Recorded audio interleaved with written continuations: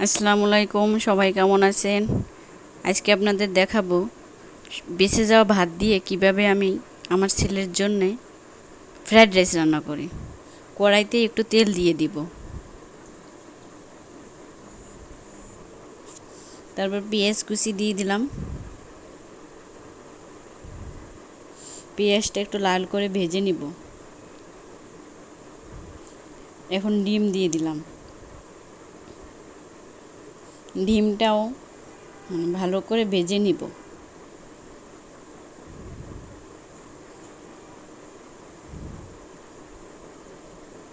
তারপর টমেটো দিয়ে দিলাম। টমেটোটাও ভালো করে ভেজে নিব, সিদ্ধ হওয়া পর্যন্ত একটু ঢেকে দিলাম যেন তাড়াতাড়ি সিদ্ধ হয়ে যায়। তারপর সব একসঙ্গে নেড়ে নেব।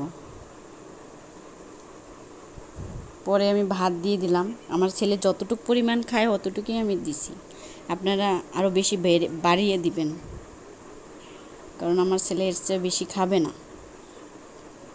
একটু লবণ দিয়ে দিলাম, আমি লবণ কমই দিই ওর জন্যে, তা আপনারা আপনাদের পরিমাণ মতো দিয়ে দিবেন।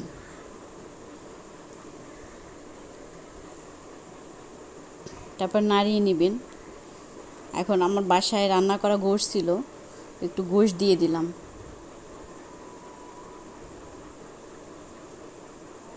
সস দিয়ে দেব একটু।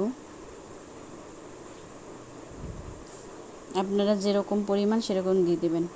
একটু নুডলসের মশলা দিয়ে দিলাম, কারণ আমার ঘরে ফ্রাইড রাইসের মশলাটা নাই, শেষ হয়ে গেছে, সেজন্য আমি একটু নুডলসের মশলা দিয়ে দিলাম।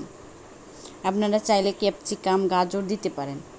বাস হয়ে গেল ঘরোয়া পরিবেশে ফ্রাইড রাইস। ভিডিওটা লাইক, কমেন্টস, শেয়ার।